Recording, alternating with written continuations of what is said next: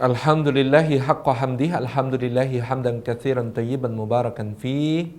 Nahmaduhu wa nasta'inuhu wa nastaghfiruhu wa nastahdihi wa natubu ilaih. Wa la na'budu illa iyyahu wa natawakkalu alaih. Allahumma fasalli wa sallim wa barik ala sayyidina wa habibina wa syafi'ina wa maulana Muhammad wa ala alihi wa ala ashabihi wa dhurriyyatihi wa man tabi'ahum bi ihsanin ila yaumi liqa'i rabbih. Amma ba'd.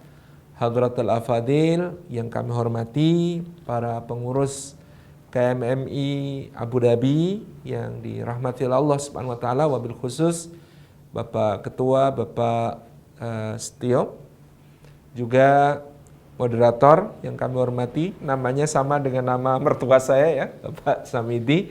Barakallahu fikum. Juga segenap hadirin hadirat semuanya, jamaah yang dimuliakan oleh Allah Subhanahu wa taala, yang pada siang hari ini di Jogja, mungkin masih pagi kalau di Abu Dhabi menjelang siang, kita dihimpunkan oleh Allah Subhanahu wa taala dalam majelis ilmu.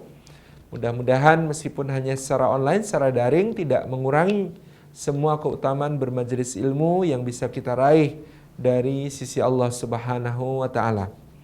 Mudah-mudahan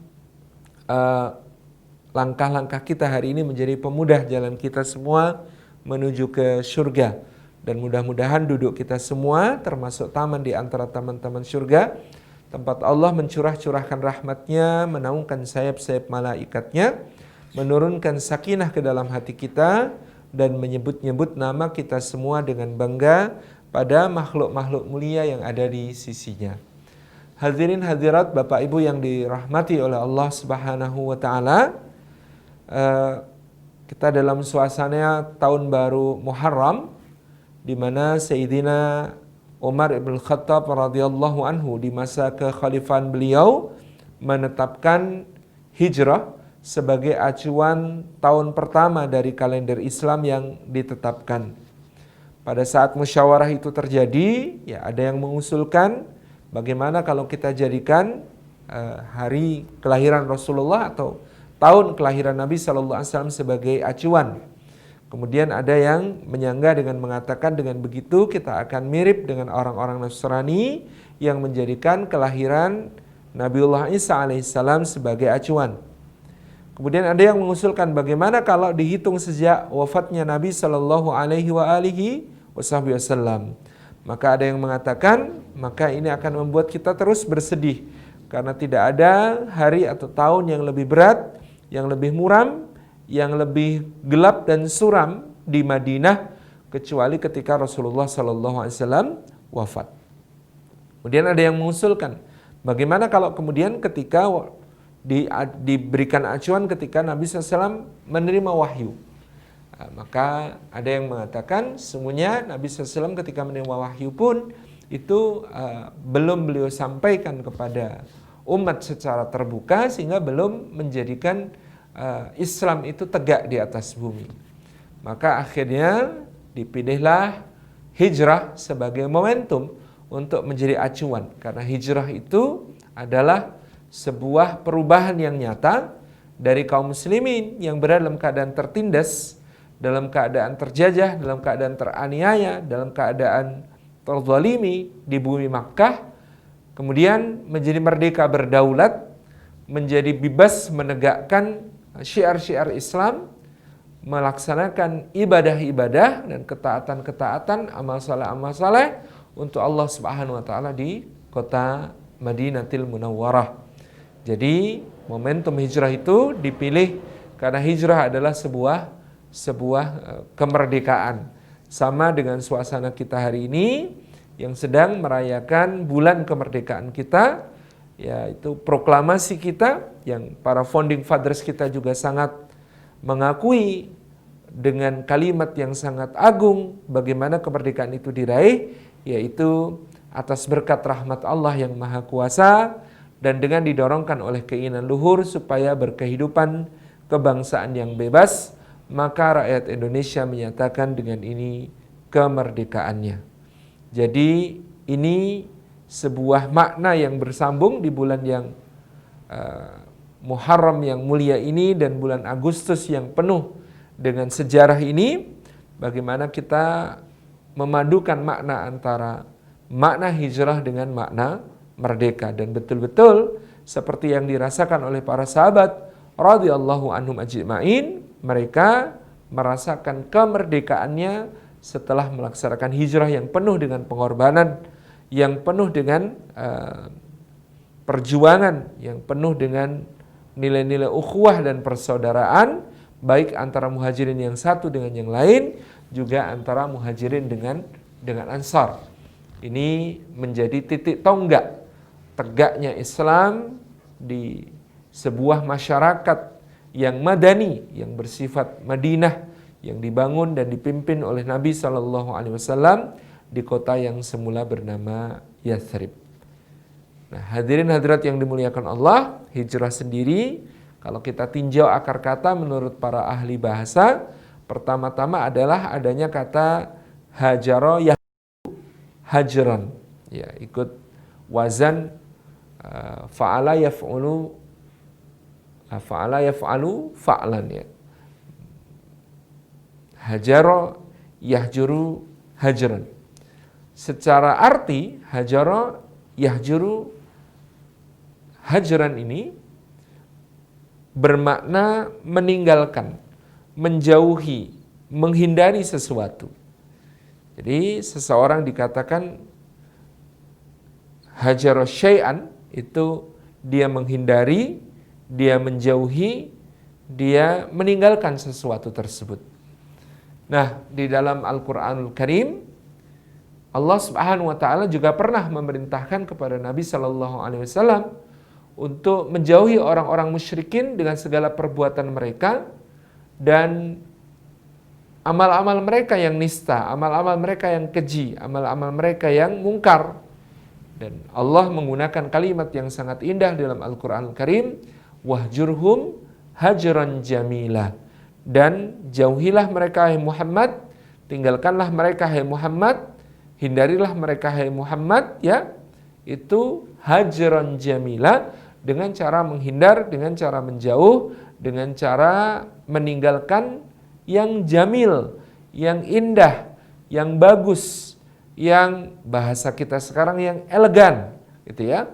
Jadi bahkan inilah apa yang kemudian ditegakkan oleh Islam untuk kita, perilaku meninggalkan, menjauhi pun itu harus elegan, itu harus indah. Dan itulah sifat dari orang-orang beriman, juga sifat dari ibadur rahman, seperti yang diteguhkan Allah dalam suratul Furqan, misalnya bahwa wa idza marru bil lagwi marru kirama. Orang-orang yang menjadi hamba-hamba Allah yang Maha Pengasih itu, ketika mereka melewati sesuatu yang tidak berguna, perbuatan yang tidak berguna, keadaan orang-orang yang tidak berguna, marru kirama. Mereka lewat dengan cara yang mulia, dengan cara yang elegan, dengan cara yang indah, dengan cara yang seakan menunjukkan keunggulan. Dan inilah seharusnya yang kemudian dilakukan oleh seorang manusia yang penuh makna, gitu ya, yaitu marru kirama.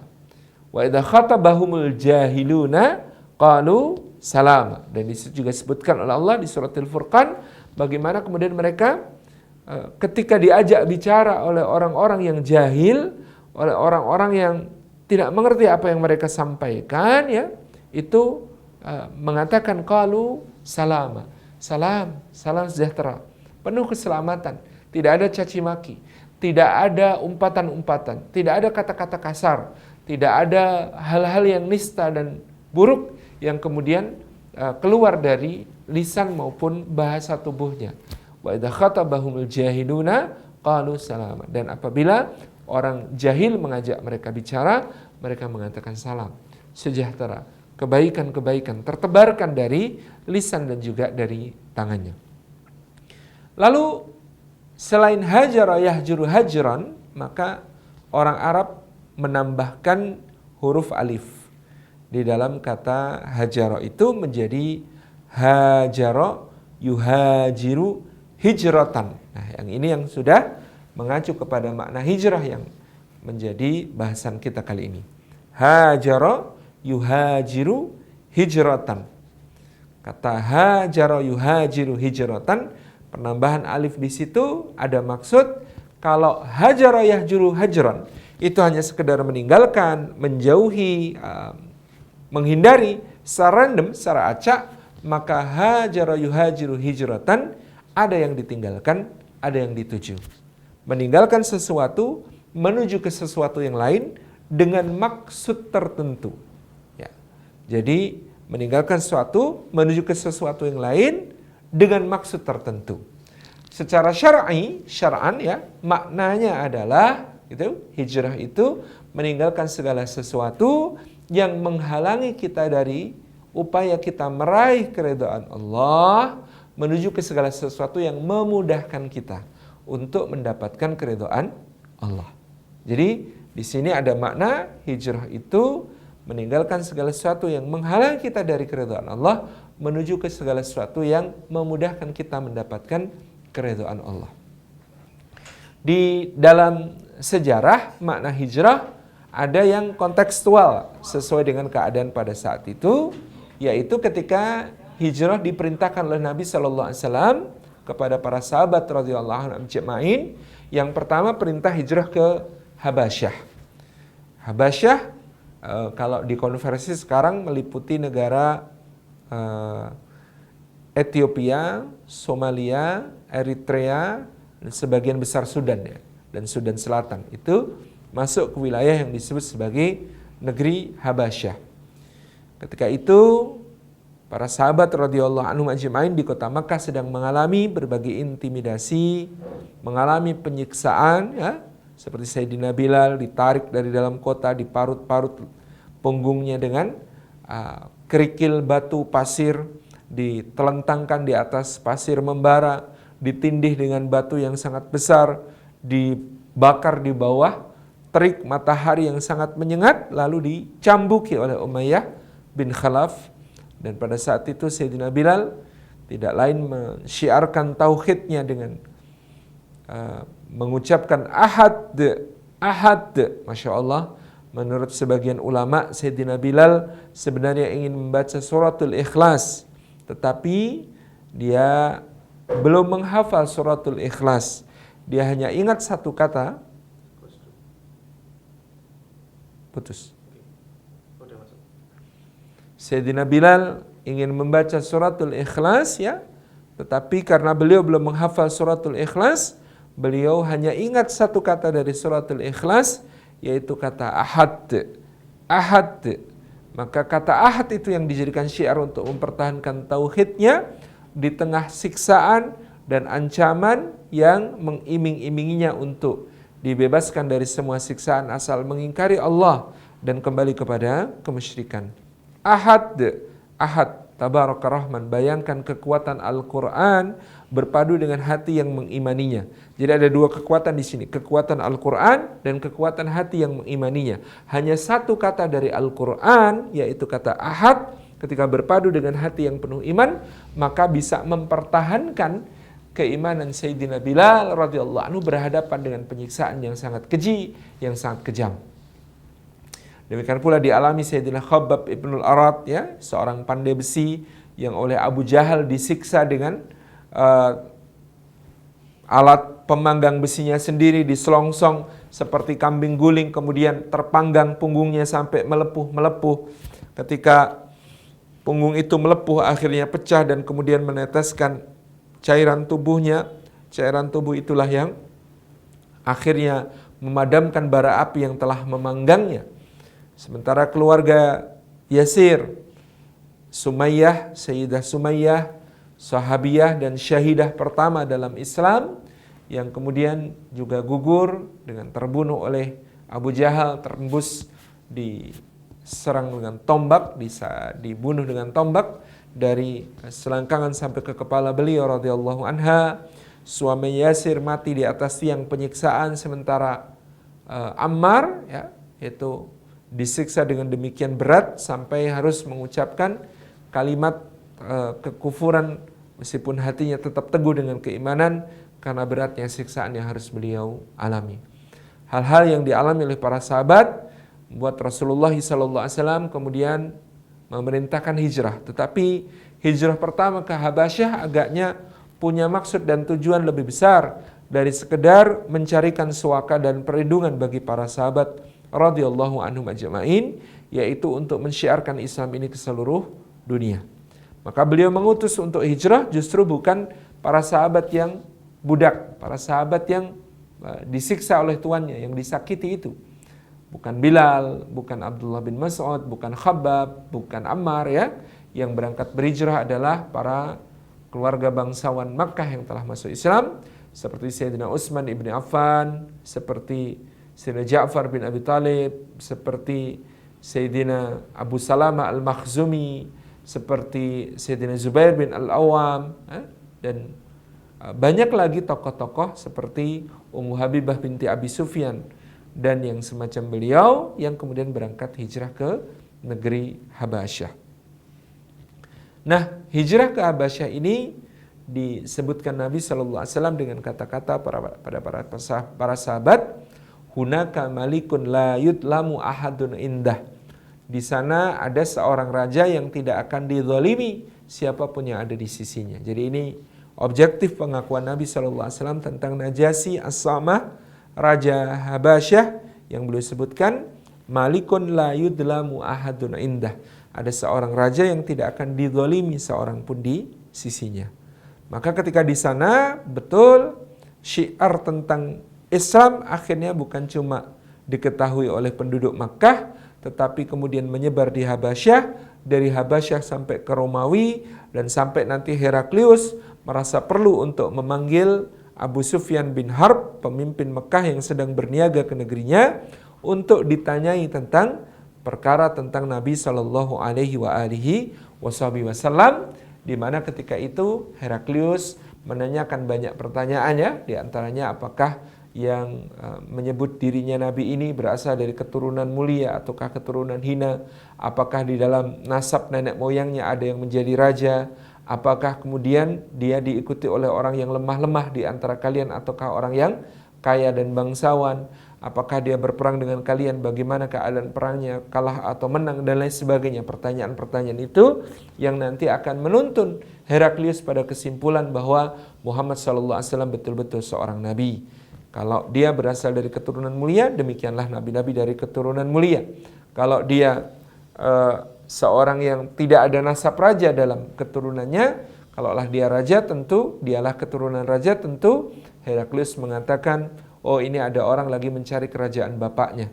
Kemudian dia diikuti oleh para orang-orang lemah dan tertindas, demikianlah para nabi sepanjang sejarah, dan dia berperang maka dia menang dan dia kalah. Itulah sifat seorang nabi yang diuji dengan nikmat dan musibah oleh Tuhannya.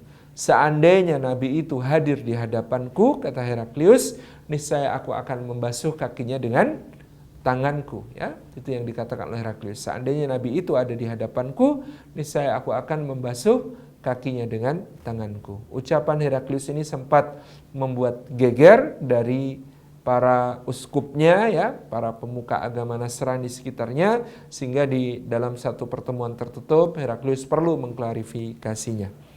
Nah, hadirin hadirat yang dimuliakan oleh Allah, dengan sebarnya syiar Islam itu dikenal sampai ke berbagai negeri, maka nanti perhatian terhadap kaum muslimin di Mekah juga akan menjadi urusan berbagai kabilah. Seperti Tsumamah bin Usal Al-Hanafi yang kemudian nanti akan dengan masuk Islamnya dan kepeduliannya kepada nasib kaum muslimin, beliau nanti akan melakukan boikot terhadap orang-orang Quraisy dari biji-bijian di Yamamah, dan begitu seterusnya. Orang-orang dari Yaman pun akhirnya kemudian mendengar tentang Rasulullah SAW, dan mereka pun banyak yang beriman kepada beliau SAW, misalnya Tufail bin Amr ad-Dawsi dan rombongannya, dan seterusnya. Jadi demikian pula mengalami kesulitan Amr bin Al-As dan Abdullah bin Rabi'ah yang diutus sebagai duta Quraisy untuk melaksanakan deportasi atau pengembalian orang-orang muhajirin Habasyah itu, di mana ketika orang-orang muhajirin Habasyah ini berada di negerinya Najasyi, Amr bin Al-As menyampaikan kepada Najasyi As-Samah yang menjadi sahabatnya, dan bahkan dia sudah memberikan banyak hadiah untuk raja tersebut dengan ungkapan beberapa keluarga kami.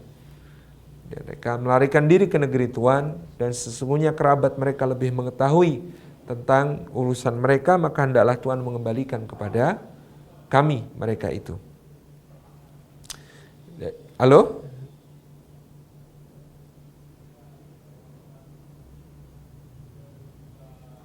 Oh iya. Baik, sebentar.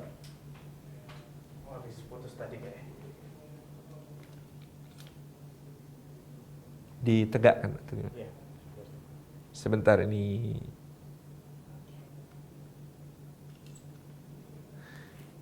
Baik. Sama aja? Ya, baik. Jadi Amr bin Al-As hanya bisa mengatakan begitu. Berbeda kalau yang hijrah adalah Bilal dan kawan-kawan, Khabbab dan kawan-kawan. Tentu Amr bin Al-As mengatakan beberapa budak dari negeri kami lari ke negeri Tuan, tolong mereka dideportasi, maka akan langsung dideportasi karena budak. Tetapi karena ini adalah orang-orang merdeka dan para bangsawan, maka Najasyi As-Samah mengatakan, demi Allah wahai Amr, aku tidak akan memutuskan satu perkara kecuali telah mendengar dari kedua belah pihak. Maka diundanglah Sayyidina Ja'far bin Abi Thalib ya bersama rombongan para sahabat radhiyallahu anhu ajmain untuk ditanyai oleh Najasyi As-Samah, dan Sayyidina Ja'far menyampaikan dengan sangat indah, Tuan Raja, kami dahulu adalah orang-orang yang hina, orang-orang yang melakukan perbuatan-perbuatan yang keji dan menjijikkan. Banyak di antara kami yang berzina, banyak di antara kami yang memakan bangkai, banyak di antara kami meminum khamr, banyak di antara kami berjudi, mengundi nasib dengan panah, menyembah berhala, ya, berpecah belah, saling menumpahkan darah, memutus tali silaturahmi, mengabaikan anak yatim dan fakir miskin. Kami melakukan semua keburukan dan kejahatan. Sampai datanglah seorang yang kami kenal nasabnya. Dia orang yang nasabnya paling mulia di antara kami. Kami kenal akhlaknya. Dia orang yang akhlaknya paling mulia di antara kami. Bahkan kami menggelarinya Al-Amin, orang yang terpercaya karena tidak pernah berdusta dan selalu memenuhi janjinya. Dia seorang yang pemurah, dia seorang yang dermawan, dia seorang yang sangat baik. Lalu saudara kami ini menyeru kami untuk menyembah Allah semata, meninggalkan berhala-berhala. Lalu beliau mengajak kami untuk menyambung silaturahim, untuk menyantuni anak yatim, untuk membantu fakir miskin, untuk meninggalkan segala kekejian dan mengesahkan Allah semata. Lalu karena inilah kaum kami memusuhi kami, menyakiti kami, mendolimi kami, hanya karena mereka takut kehilangan dunianya karena Mekah dikenal sebagai pusatnya berhala. Maka Nabi kami itu memerintahkan kami pergi ke negeri Tuan dengan ungkapan hunaka malikul la yudlamu ahadun indah, ada raja yang di sana itu tidak akan dizalimi siapapun di sisinya. Maka inilah kami di negeri Tuan, maka terserah Tuan apakah Tuan akan menyerahkan kami kepada orang-orang yang akan memfitnah kami, mencobai kami, menyiksa kami karena agama kami, ataukah Tuan akan melindungi kami di negeri Tuan seperti yang dikatakan Nabi kami. Maka Najasyi As-Samah mengatakan, kalian berada di negeriku aman sentosa yang tidak akan ada yang bisa mengganggu gugatnya. Masya Allah ya. Demikian pula hari berikutnya ketika Amr menyiapkan makar jahat, dia mengatakan kepada Raja Najasyi, Tuan Raja silakan tanyakan kepada orang-orang ini apa pendapat mereka tentang Isa Al-Masih alaihi salam. Maka disinilah titik rawannya. Dikhawatirkan kalau Ja'far menjawab jujur bahwa Nabi Isa alaihissalam hanyalah hamba dan utusan Allah, maka Najasyi dan para uskupnya akan tersinggung. Tapi kalau mereka berbohong dengan mengakuinya seperti yang diyakini oleh Najasyi dan para uskupnya, niscaya itu adalah sebuah kekufuran, pelanggaran terhadap akidah mereka. Maka dengan baik Najasyi bertanya kepada Ja'far, bagaimana pendapat kalian tentang Isa alaihissalam? Dan Ja'far dengan cerdas mengatakan, sebelum saya jawab, izinkan saya membacakan wahyu yang telah turun kepada Nabi kami Sallallahu Alaihi Wasallam tentang Isa Al-Masih dan ibunya. Lalu Ja'far pun membacakan surah Maryam. Ketika dibacakan surah Maryam, Masya Allah, ternyata para uskup dan Raja Najasyi sendiri berderai air mata sampai membasahi jenggotnya karena terharu begitu indahnya gambaran Al-Quran, begitu mulianya gambaran Al-Quran tentang Maryam dan putranya. Maka ketika di puncak keharuan itulah kemudian Ja'far menjawab, sesungguhnya Isa Al-Masih ibni Maryam alaihi salam adalah seorang yang merupakan ruh Allah, kalimat Allah yang ditiupkan ke rahim suci seorang perempuan suci al-batul yang ahli ibadah bernama Maryam, yang kemudian dia diangkat menjadi nabi dan rasul bagi Allah Subhanahu wa taala. Demikian, tidak lebih tidak kurang. Mendengar itu para uskup marah, mendengus kesal kenapa tidak disebut anak Allah, kenapa tidak disebut sebagai perwujudan Allah dan seterusnya. Tetapi Najasyi As-Samah mengatakan, sungguhnya keyakinan kalian tentang Isa dengan apa yang aku yakini tentang Isa tidaklah berbeda kecuali sedikit saja. Itu yang kemudian disampaikan, dan tetap Najasyi melindungi kaum muslimin di sana.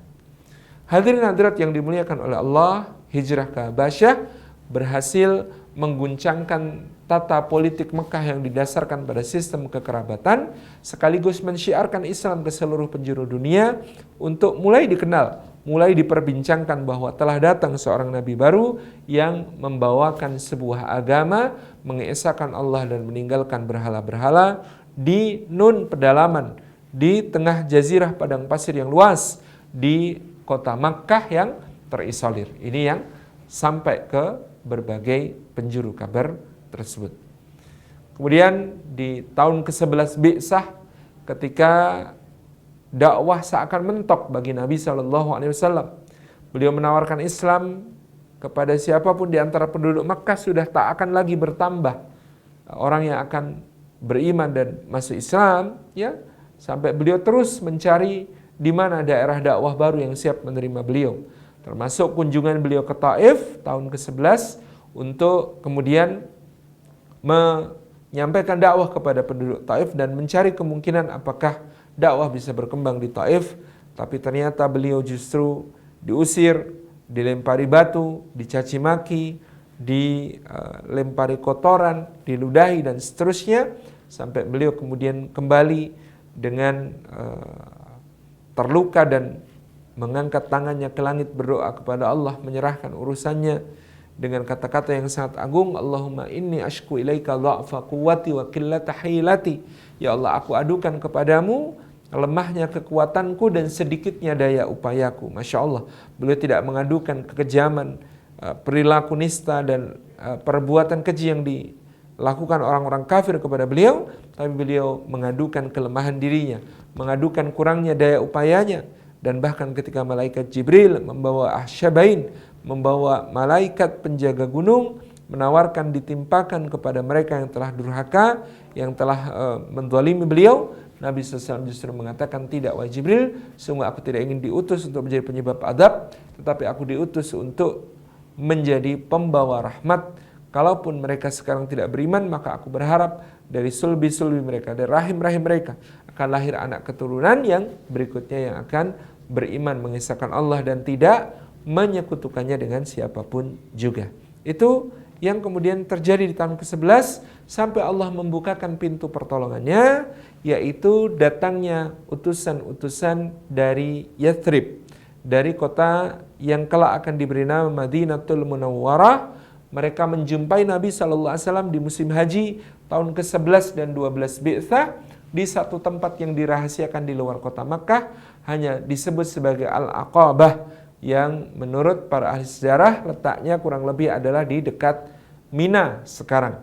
Kemudian di Aqabatu Mina ini, di perbukitan di dekat Mina ini, di tempat yang jalannya mendaki lagi sulit, yang sempit, sehingga Rasulullah dan Al-Abbas bin Abdul Muthalib harus berjalan berpencaran berdua sampai mereka bertemu dengan delegasi orang-orang yang berasal dari suku Aus dan Khazraj ini. Lalu mereka menyatakan bai'at Aqabah, sumpah setia bahwa mereka akan melindungi Rasulullah, menjaga Rasulullah, membela Rasulullah seperti atau bahkan lebih dari mereka melindungi, menjaga, membela diri mereka sendiri, anak-anak mereka sendiri, istri-istri mereka sendiri, bapak-bapak mereka sendiri, dalam keadaan senang maupun susah, dalam keadaan sempit maupun lapang, dalam keadaan sedang lemah ataupun bersemangat, ya, mereka ingin terus untuk membela Nabi sallallahu alaihi wasallam.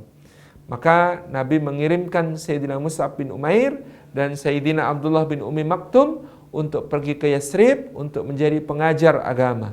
Seakan terjadi perpaduan yang luar biasa antara kerja-kerja Mus'ab bin Umair dalam merekrut dengan kerja-kerja Abdullah bin Ummi Maktum dalam membina.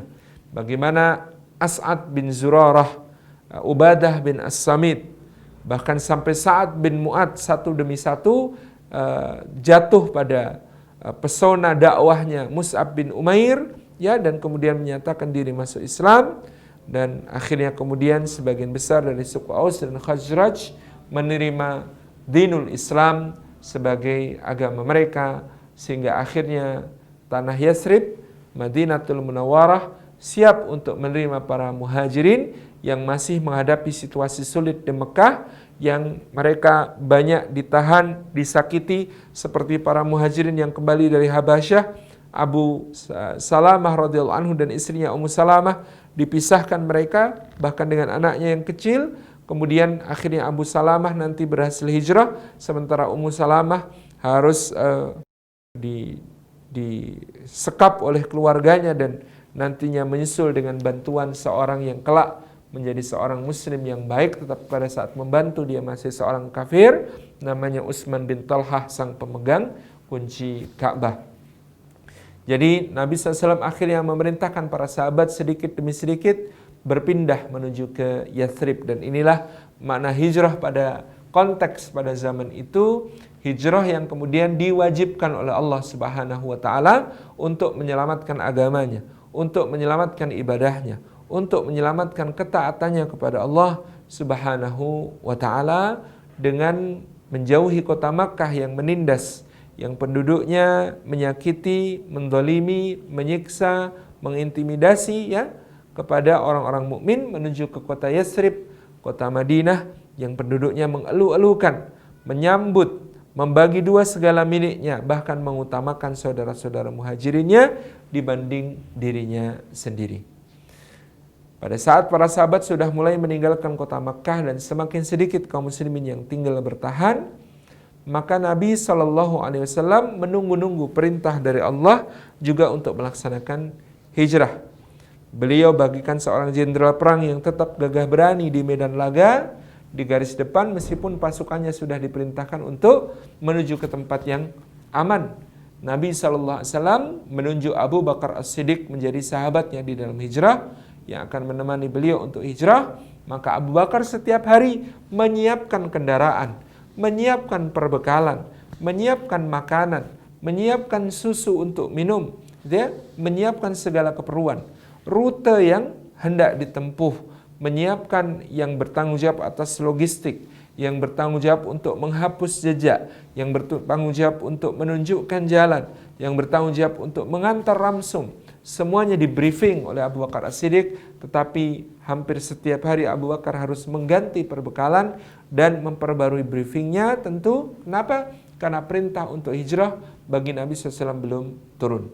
Hingga tibalah hari itu, ketika pada suatu malam orang-orang Quraisy berunding di Darun Nadwah. Mereka membicarakan keadaan Nabi yang sudah semakin pengikutnya banyak berhijrah ke Madinah, tetapi beliau SAW masih tinggal di kota Makkah. Maka ada yang mengusulkan, bagaimana kalau kita bunuh saja Muhammad? Karena urusan ini berpusat pada Muhammad, sekali Muhammad terbunuh maka selesai semua urusan. Di situ hadir seorang syaitan dalam wujud Syekh min Najd, seorang syaitan dalam wujud seorang yang tua dan bijaksana dari negeri Najd, ikut bergabung dalam musyawarah lalu memberikan masukan. Kata dia, kalau kalian bunuh Muhammad, maka kalian tidak akan sanggup menghadapi pembalasan dendam dari Bani Hashim dan Bani Muthalib, kabilahnya Muhammad, yang mereka terkenal sangat gagah perwira di medan perang, yang mereka terkenal sangat pemberani dan tangguh, sehingga kalau mereka mengamuk maka Makkah akan menjadi banjir darah. Ini bukan ide yang bagus. Lalu ada yang usul, bagaimana kalau kita buang saja Muhammad ke tengah padang pasir, biarkan dia mati kelaparan atau biarkan dia dipungut oleh kafilah dagang dan dibawa ke negeri yang jauh.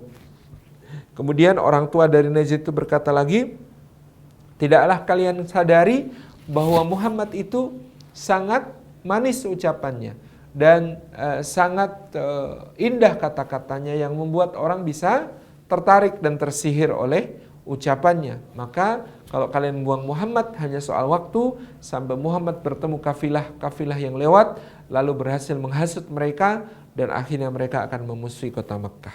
Bukan ide yang bagus.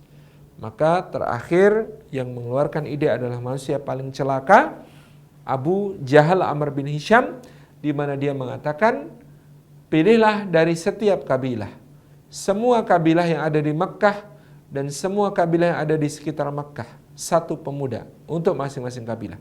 Jangan ada yang terlewat. Untuk masing-masing pemuda dari semua kabilah tersebut, berikan satu pedang yang paling tajam. Tugasnya untuk apa? Tugasnya untuk nanti begitu Muhammad keluar dari rumahnya untuk melaksanakan salat fajar, tikam Muhammad SAW ini bersama-sama oleh seluruh pemuda. Pastikan semua pedang mereka terlumuri darah Muhammad SAW supaya tidak ada seorang pun yang tidak menanggung dari pembunuhan terhadap Muhammad.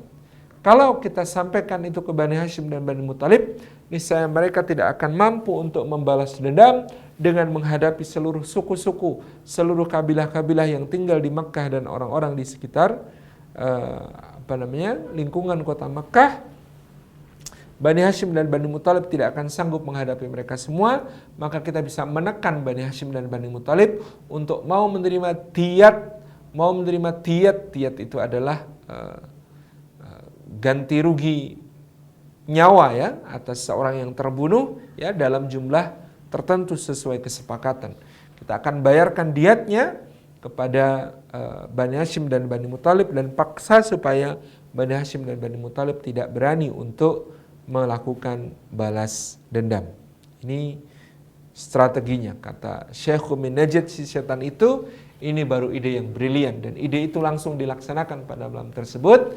Rumah Nabi SAW dikepung oleh para pemuda dari berbagai kabilah dan suku Quraisy yang jumlahnya sangat banyak. Masing-masing pemuda membawa pedangnya yang terhunus untuk kemudian bersiap. Nanti kalau Rasulullah keluar untuk sholat fajar, maka mereka akan menikamnya bersama-sama dan memastikan semua pedang terlumuri oleh darah Rasulullah Sallallahu Alaihi Wasallam. Pada malam itu di dalam kepungan di rumahnya Nabi SAW memerintahkan Sayyidina Ali bin Abi Thalib untuk tidur di pembaringan beliau. Ya, ini ujian yang luar biasa, ujian keimanan yang sangat dahsyat bagi Sayyidina Ali. Bagaimana tidak, beliau diperintahkan tidur di tempat tidur di mana malam itu Rasulullah SAW akan dibunuh. Maka sungguh ini kan perintah menggantikan mati ya. Dan Sayyidina Ali pada saat itu baru berusia 21 tahun. Kita bisa bayangkan bagaimana di dalam batin Sayyidina Ali, kalau kita yang menjadi beliau, apa yang kita rasakan ketika diperintahkan untuk menggantikan mati sedemikian. Tetapi kemudian yang ada adalah Sayyidina Ali seorang yang taat, yang sikoh kepada Allah dan Rasulnya, yang percaya bahwa Allah tidak akan menyia-nyiakan hambanya, yang percaya bahwa Rasulullah tidak akan menjerumuskannya ke dalam kebinasaan. Maka dia pun tidur di situ. Rasulullah keluar dari rumah beliau mendapati para pengepungnya ternyata semuanya tertidur. Maka Nabi SAW mengambil pasir dan menaburkannya ke wajah mereka dengan bersabda, bi'sal wujuh, wajah-wajah yang sangat buruk. Kemudian Nabi SAW ya itu membaca ayat dalam surat Yasin. Wa ja'alna min baini aydihim saddan wa min khalfihim saddan fa aghshaynahum fahum la yubsirun. Maka kami jadikan di depan mereka dinding, di belakang mereka dinding, kami liputi mereka dan mereka tidak dapat melihat ya. Jadi ini ayat yang dibaca Rasulullah ketika keluar dari rumahnya menghadapi para pengepungnya yang kemudian tertidur dengan pulas di sana, qadarullah. Nah ini ayatnya tolong jangan disalahgunakan ya. Dulu saya punya teman di SMA, kalau ada razia sepeda motor oleh polisi lalu lintas, ya, SIM atau SNK kadang dia nggak punya, maka dia baca ayat ini ya. wa ja'alna min baini aydihim sadda wa min khalfihim sadda fa aghshaynahum fahum la yubsirun. Katanya kalau baca itu selalu lolos ya, nggak pernah diperiksa. Subhanallah ya, bukan untuk itu ayat-ayat diturunkan, tetapi inilah yang dibaca Rasulullah SAW untuk menggambarkan keadaan mereka yang Allah Maha Kuasa atas mereka, meliputi mereka, ditutup bagi mereka segala pendengaran dan penglihatannya, sehingga Nabi SAW dengan mudah lolos menuju ke rumah Abu Bakar As-Siddiq. Di rumah Abu Bakar sudah menanti, dan kita bisa bayangkan selama berhari-hari, berpekan-pekan, Abu Bakar itu setiap hari menanti kapan Rasulullah perintahkan berangkat. Itu yang mereka lakukan. Dan luar biasa rute yang disiapkan Abu Bakar. Orang kalau mau ke Madinah, mau ke Yathrib dari Mekah, itu harusnya lurus, straight forward ke arah utara. Tetapi ternyata Abu Bakar memilih rute bergerak ke arah timur, kemudian ke arah tenggara, sampai tiba di Jabal Sur, di gunung yang disebut Jabal Sur. Di atasnya terdapat gua yang dinamakan juga Gharus Sur atau Gua Sur, di mana untuk membingungkan orang-orang Mekah yang mengejar mereka. Jadi kalau orang-orang Mekah ini mengejar ke jalur reguler menuju ke Madinah, saya mereka tidak akan mendapati Rasulullah dan mengira Rasulullah sudah lolos hingga balik lagi ke Mekah. Tapi juga mungkin akan ada yang waspada dan mencari rute yang lain. Nah, termasuk rute yang dipilih Abu Bakar ini salah satu rute yang paling bagus, tapi rute yang juga paling tidak bisa diendus musuh. Dan Abu Bakar mempersiapkannya dengan baik. Beliau bersama Nabi SAW naik ke atas Jabal Sur. Kalau pernah umrah ya, semuanya tentu bisa melihat Jabal Sur dengan Gua Sur yang ada di atas, kita bisa bayangkan. Kemudian bagaimana berbaktinya para keluarga Abu Bakar As-Siddiq radhiyallahu anhu, di mana Abdurrahman bin Abu Bakar bertugas memerah susu kambing ya untuk minuman bagi Rasulullah SAW dan Abu Bakar As-Siddiq.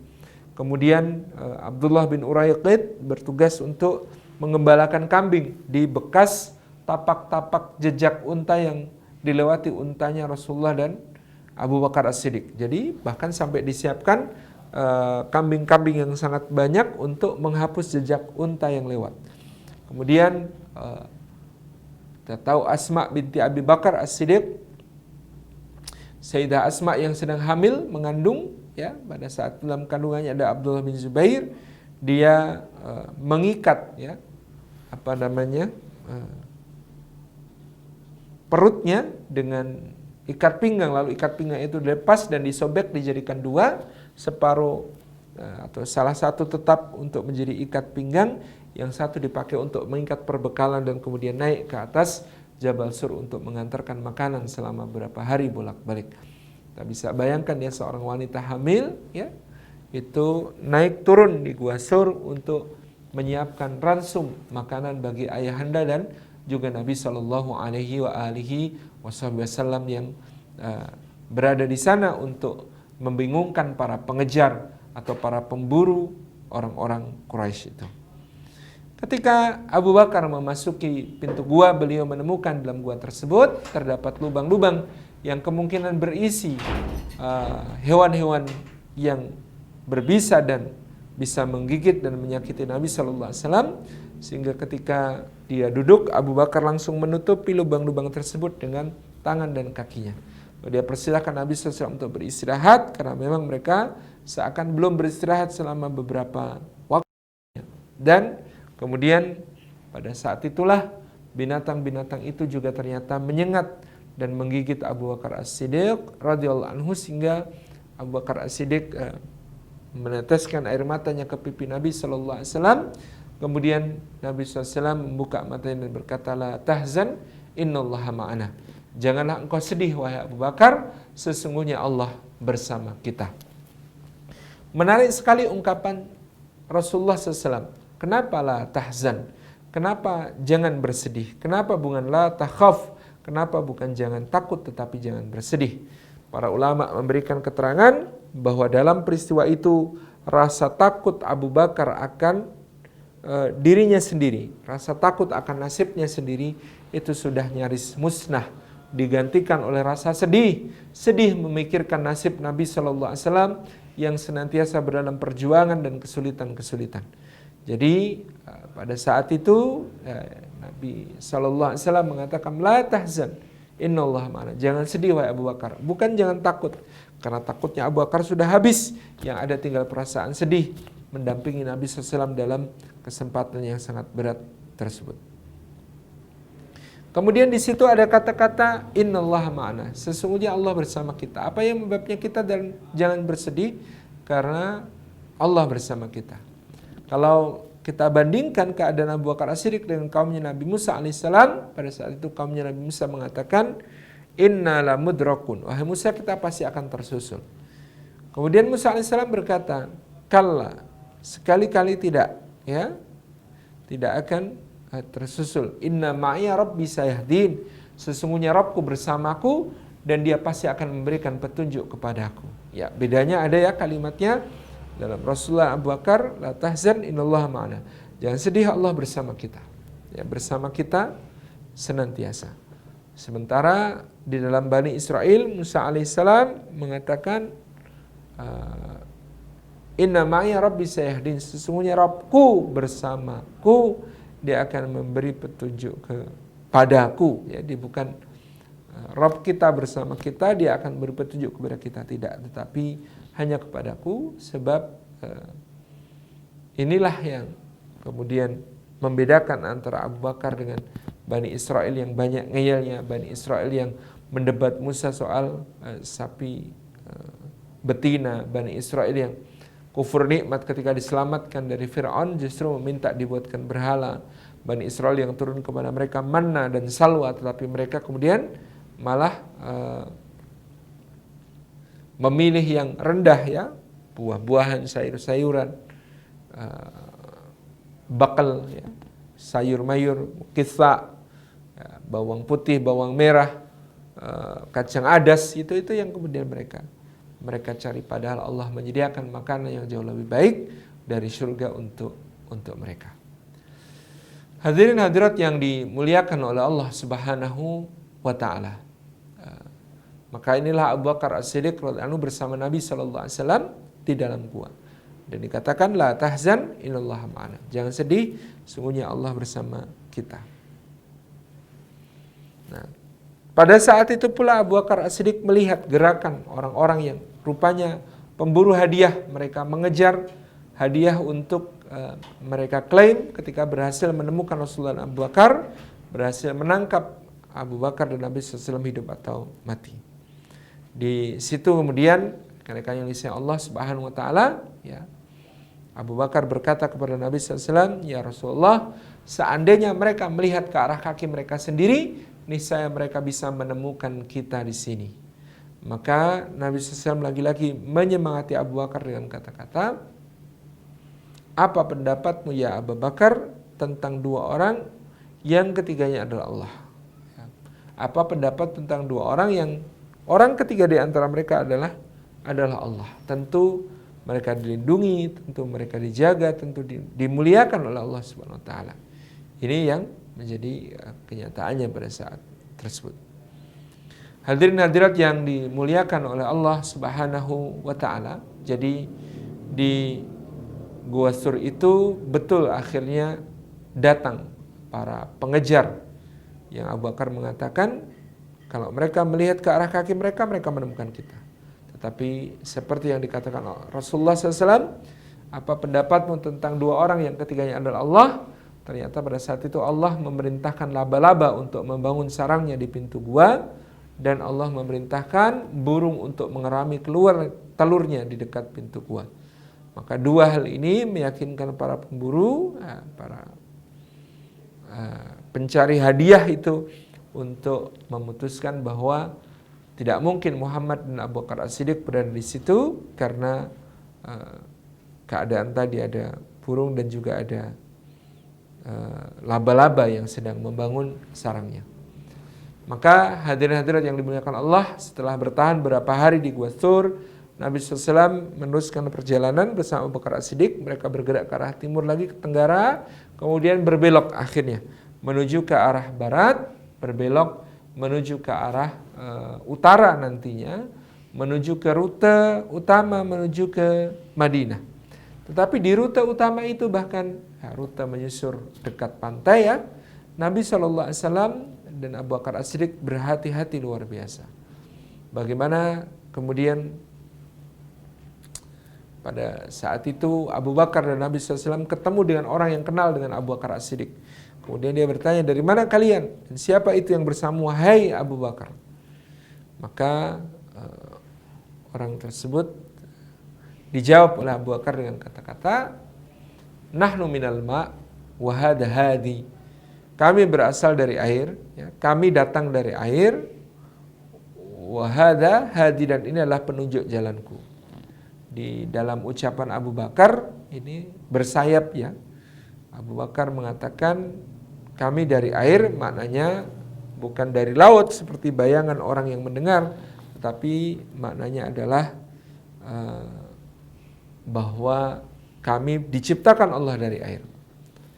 Kemudian ketika dia mengatakan bahwasanya ini adalah penunjuk jalanku, orang itu memahami itulah penunjuk jalannya Abu Bakar supaya tidak tersesat di dunia. Sementara Abu Bakar memaksudkan adalah bahwa yang dimaksud hadi adalah Nabi SAW yang membawa petunjuk hidup di dunia dan di akhirat bagi dirinya. Dalam perjalanan panjang itu yang ditempuh secara zigzag di rute utama, jadi rute utamanya membentang begini, maka Rasulullah itu tidak berjalan reguler di rute utama, tetapi beliau berjalan dengan memotong rute utama ke arah samping, kemudian berbelok lagi seperti ular, zigzag gitu ya, untuk menghindari bertemu dengan banyak orang. Toh tetap ada pasukan pengejar yang sampai kepada beliau, namanya Suraqah bin Malik, dan Suraqah sempat mengancamkan pedangnya ke leher Nabi SAW sambil bertanya, siapa yang melindungi wahai Muhammad? Maka Nabi SAW mengatakan Allah. Nah, ketika beliau SAW mengatakan Allah ini, terkejut Suraqah bin Malik dan bergetar hatinya sampai pedang itu jatuh berdentang. Kemudian oleh Nabi SAW diambil dan kemudian ditodongkan balik kepada Suraqah dengan dikatakan, sekarang siapa yang akan melindungimu wahai Suraqah? Maka Suraqah bin Malik mengatakan, tidak demi Allah, tidak ada yang bisa melindungi aku darimu wahai Muhammad, maka ampunilah aku. Maka Suraqah diampuni dengan catatan, dengan kewajiban dia nanti kalau balik ketemu orang-orang yang akan mengejar Rasulullah SAW ke arah beliau ini, maka dia harus membelokkan mereka. Maka dia harus membuat mereka terpalingkan dari keadaan yang ditempuh oleh Rasulullah SAW dalam perjalanan yang sangat berat. Maka Nabi SAW pun akhirnya terus berjalan lebih dari 2 pekan beliau menempuh perjalanan. Padahal kalau normal maka hanya 8 hari dibutuhkan waktu maksimal dari Makkah ke Madinah. Tapi karena tadi rutenya sangat zigzag menghindari pandangan orang dan tentu ya melewati berbagai rintangan dan tantangan yang luar biasa sampai ke kota Madinatul Munawwarah. Hadirin hadirat, Nabi SAW mencapai Quba, sebuah desa di pinggiran Yathrib, di pinggiran Madinah, dan kemudian dari situlah Nabi SAW memulai sebuah pemeradaban Islam di kota Yathrib. Kalau kita tinjau, maka yang pertama lakukan Nabi SAW adalah melakukan apa yang disebut sebagai ta'akhuh, proses pemersaudaraan. Pertama-tama dipersaudarakan antara muhajirin yang satu dengan muhajirin yang lain, ya. Muhajirin yang satu dengan muhajirin yang lain. Abu Bakar As-Siddiq dipersaudarakan dengan Bilal bin Rabah. Masya Allah, ini pilihan Nabi SAW yang luar biasa. Menghapus semua sekat, menghapus semua warna kulit, menghapus semua bangsa gitu ya. Tapi ini menjadi satu kekuatan dalam Islam ya, dengan cara yang pertama dipersaudarakan antara muhajirin satu dengan muhajirin yang lain. Rasulullah mempersaudarakan Abu Bakar dengan Bilal bin Rabah, antara tuan dengan atasan. Antara di Makkah dulu bagaimana Abu Bakar dengan heroik menebus Bilal dari tuannya Umayyah bin Khalaf dengan harta yang sangat banyak, tidak sedikit. Kemudian bagaimana kemudian Abu Bakar dan Bilal ternyata dihimpun oleh Nabi SAW dalam persaudaraan di Madinah. Kemudian ada persaudaraan antara Zubair dengan Talhah, antara Sayyidina Ali dengan Abdullah ibnu Mas'ud ya, dengan sahabat-sahabat yang lain yang Rasulullah teguhkan di situ.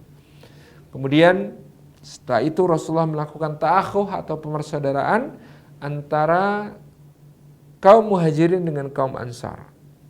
Ya, di antara kaum Muhajirin dan kaum Ansar ini dipersaudarakan satu sama lain sampai orang-orang Ansar sedemikian luar biasanya perlindungannya kepada Nabi SAW dan para sahabat sampai mereka pun ya,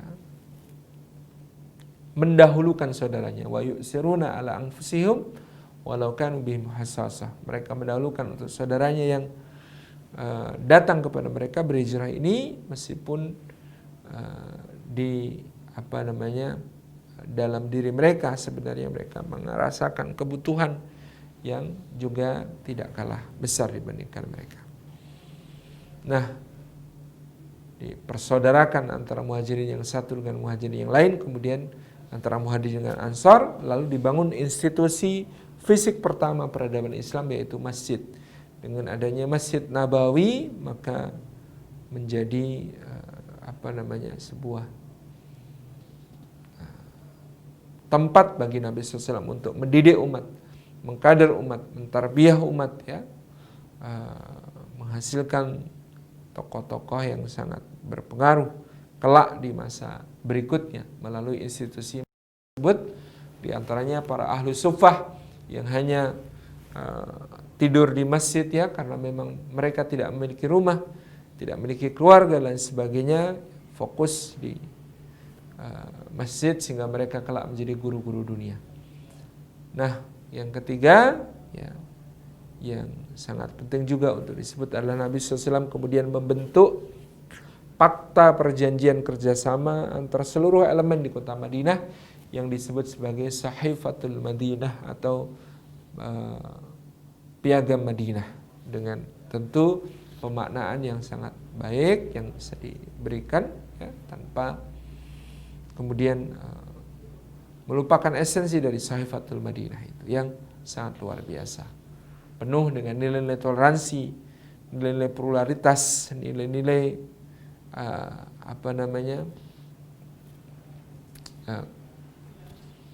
persatuan, persaudaraan ya, lintas batas antara kaum muslimin juga dengan para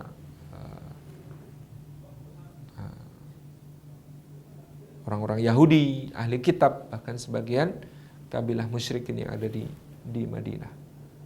Nah, Bapak Ibu yang dirahmati Allah Subhanahu wa taala, hijrah dalam makna yang dilaksanakan oleh para sahabat radhiyallahu anhum ajma'in ini kemudian berakhir dengan peristiwa yang disebut sebagai peristiwa Fathu Makkah.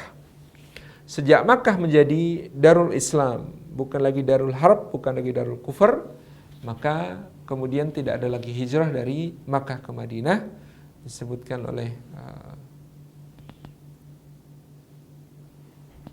Nabi SAW, sejak saat itu la hijrata ba'dal fath.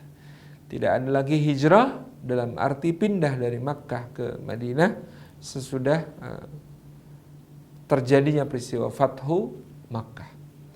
Ini hijrah dalam konteks ya, kaum muslimin berpindah dari Makkah yang menindas menuju ke Madinah yang merdeka.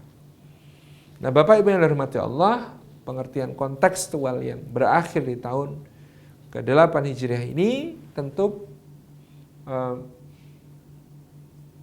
pemaknaan maknawiyah, pemaknaan hakikiyahnya tidak berhenti sampai di sini, tapi terus berjalan sampai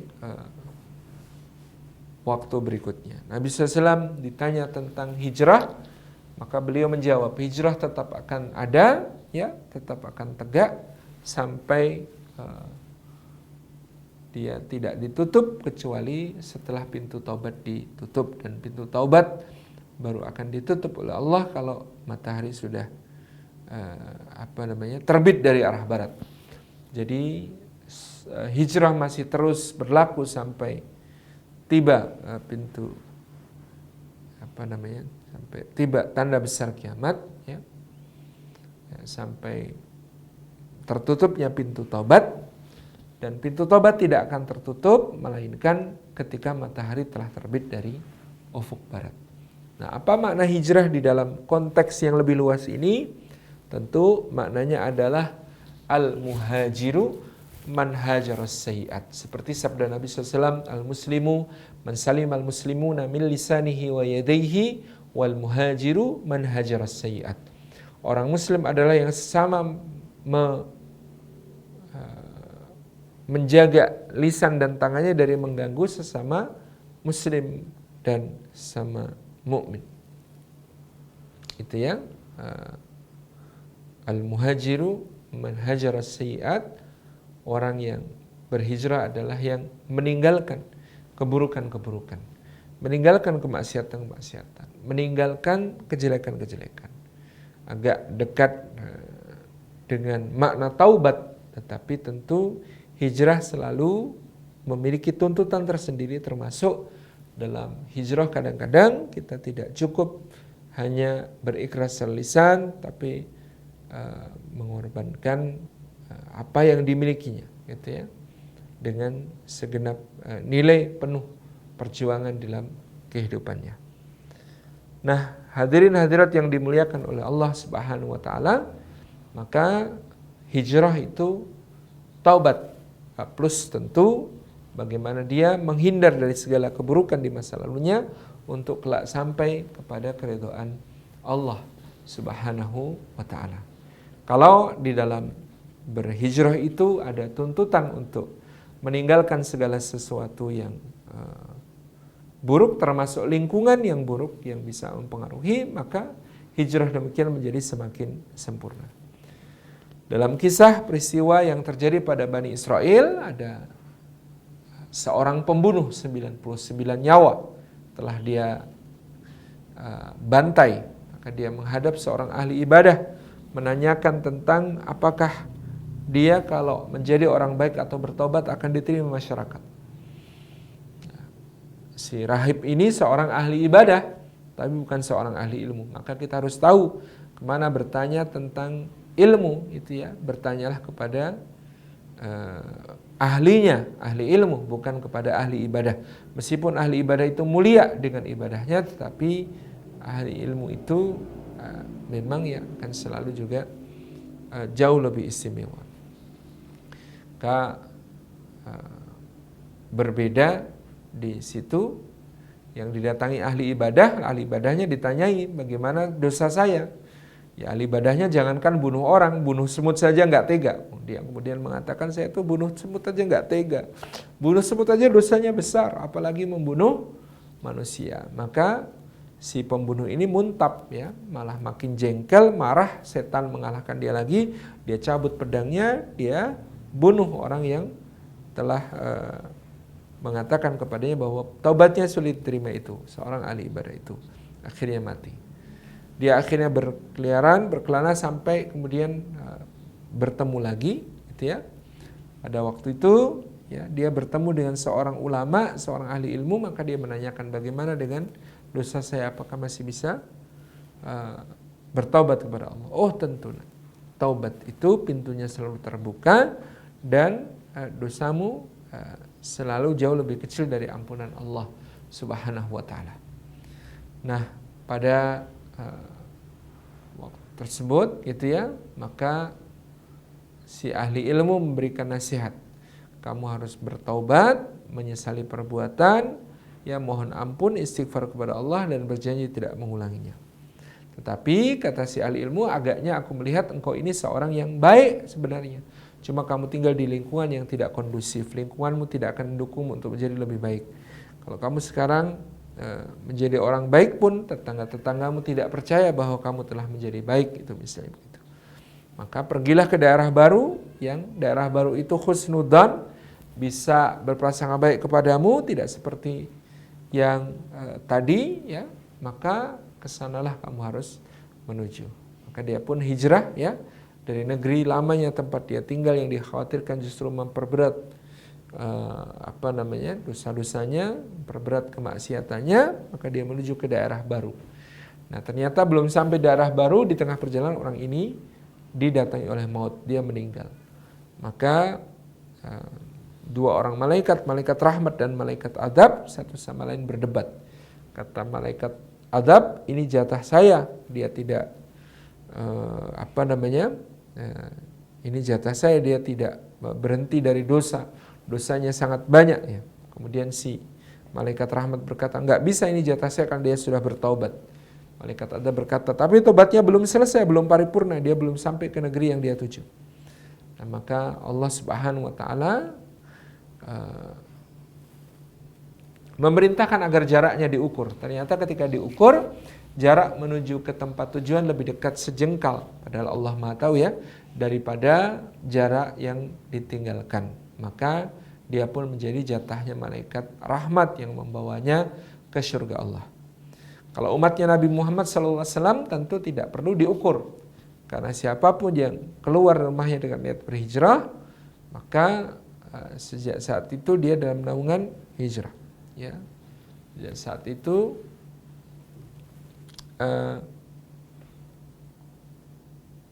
dia sudah tercatat sempurna amalnya dalam hijrah. Maka dikatakan, wa man kharaja min baitihi muhajiran thumma yudrikhul maut. Barang siapa yang kemudian keluar dari rumah dalam rangka berhijrah ke jalan Allah, lalu dia didatangi kematian, maka telah tertulis sempurna baginya pahala yang bisa diraihnya dari sisi Allah Subhanahu wa taala.